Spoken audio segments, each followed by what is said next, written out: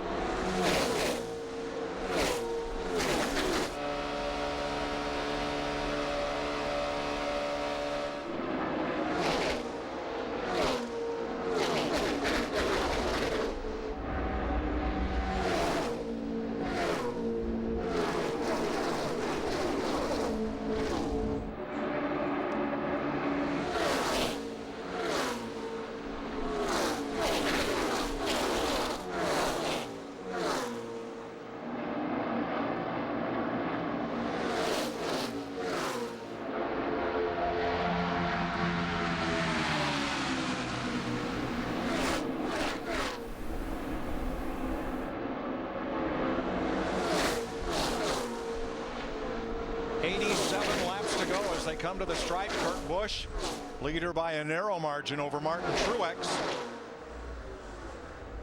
2 by 2 by 2 by 2 because the new surface at Daytona International Speedway smooth enough, no bumps, no whoops, so that one driver can push another and have the advantage of 2 cars worth of torque and horsepower to make them much faster than any single car could be by itself. Yeah, there's so many things you don't have to worry about. Don't have to worry too much about handling. The track has fixed that with the new surface. Don't have to worry about tires. Goodyear fixed that with the great tires. And here we are 3 wide for the lead off turn 4. Bowyer up the middle. Truex on the high side. Busch on the bottom. Trevor Bayne gives a little breathing room there, and Bowyer vaults back to the lead. He and Busch have traded back and forth the honor of leading the most laps, and whoever does gets a bonus point toward the Sprint Cup Series. And Larry, you talk about ECR engines, and here we got the 33 and the 27. They're out of the Childress stables, just like the 29 and the 31, where they're running fine. They don't seem to be having any issues at all. Well, and remember, Regan Smith, the 78 car, has that engine package. But Darrell, I'm so impressed with that young Trevor Bayne. You talked to him on the pace laps, 20 years old yesterday in the 21 car. Whenever they get 3 wide, he gives some breathing room to that car in front of him. Yeah, he backs out of a hole. If he sees something he doesn't like, he's smart enough to know to get out of there. Kurt Busch trying to lead this lap. Robbie Gordon on the outside with Joey Logano, and Busch leads another one. This may not be the most physically demanding race of the year, but it is certainly the most mentally taxing. We asked last year's winner Jamie McMurray about that. Mentally draining. This will be as bad as it gets, and it's going to be worse this year. It's going to be twice as bad this year as it was last year, because it's about 2 cars being hooked together, and you're not only driving your car, but you're trying to know what the guy in front of you is going to do and also what everyone around you is going to do. I know after the 150, I laid down at 8 o'clock at night, and I told Christy, I was like, I'm going to sleep. And she said, well, you didn't really do anything today. You know, all you had was the 150. I said, I'm really tired. I said, that's mentally draining what we did today. And she kind of giggled, and she's like, wow, I can't wait to see how you feel Sunday. Apparently sounds tired just talking about it.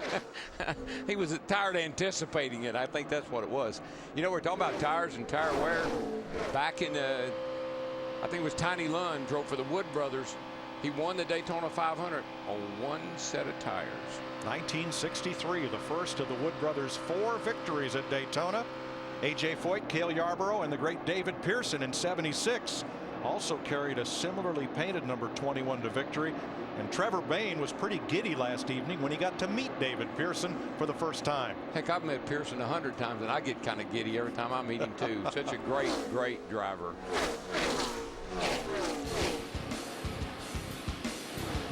Kurt Busch, Regan Smith, Clint Boyer, Paul Menard, Robbie Gordon out front of the Daytona 500 on Fox.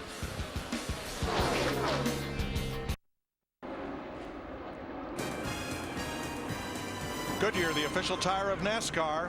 Everything we've learned making tires for one of racing's most grueling proving grounds inspires what we roll into yours. Goodyear, more driven.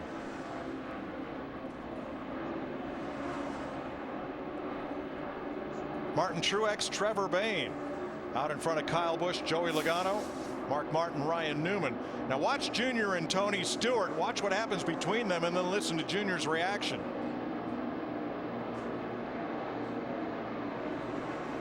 Oh yeah, no big deal. Yeah, answer two here. I gotta get some more air here. No pressure, clear by about 20 back there. Clear by 20. These two are the best of friends racing nose to tail. Stewart finished second to Dale Jr. in the 500 in 2004, and they are favorite drafting partners in the Saturday races here. We need to get back away from him, let him get slowed down, and then we need to smoke by him and get on. Bye, man. So they're just talking strategy. Get off of him, get a good run, and just go blowing by. And that's what the plan was. But Junior, I've heard him say all race long here, I don't want to be up there in all that fray right now. I want to be back here where I got a little bit of a safety zone. But they're back in 16th and 17th, Larry. Name me another sport where you communicate strategy with the guy you're trying to beat for the biggest event of the year. I mean, we're seeing it all over this racetrack all day long. I mean, you steal signs in baseball, you get a pitch in the ear. Sure. Oh, you'll play nice right now. I wouldn't depend on it at the end of the day. We talked earlier about Regan Smith, who has been with the leaders all day. Now his number 78 is out of that lead pack and back at 8th place. Steve? And Mike, Larry just talked about the understand the caution out. Back to you, Mike. Yellow flag as Travis Kvapil limps onto pit road. And back to Steve.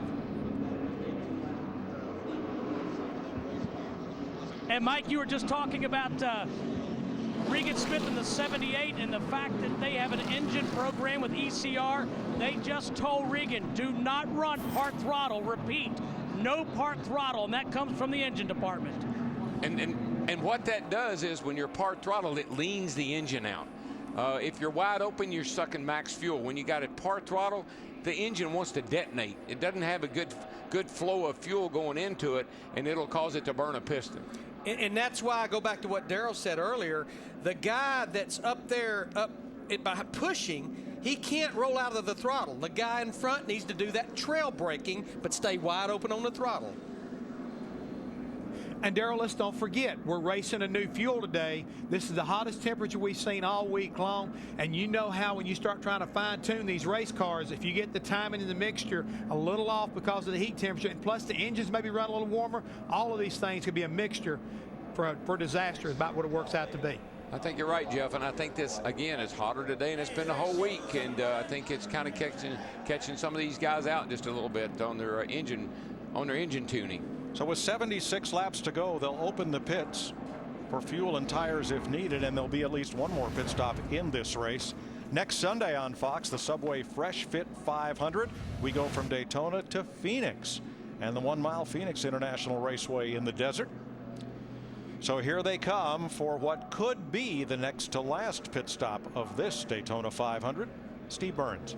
Mike, DW just talked about the increased temperature here. Clint Boyer said, man, please give me a cold water. They're also going to go fuel only for Clint Boyer, Dick. Martin Truex is going to pit. He's not going to take tires on this stop or the next one or the one after that. They're going to run this set of tires for the entire duration of the Daytona 500. Not many tire changes among the first ones to pit road. Joey Logano is going to take at least right sides. Krista?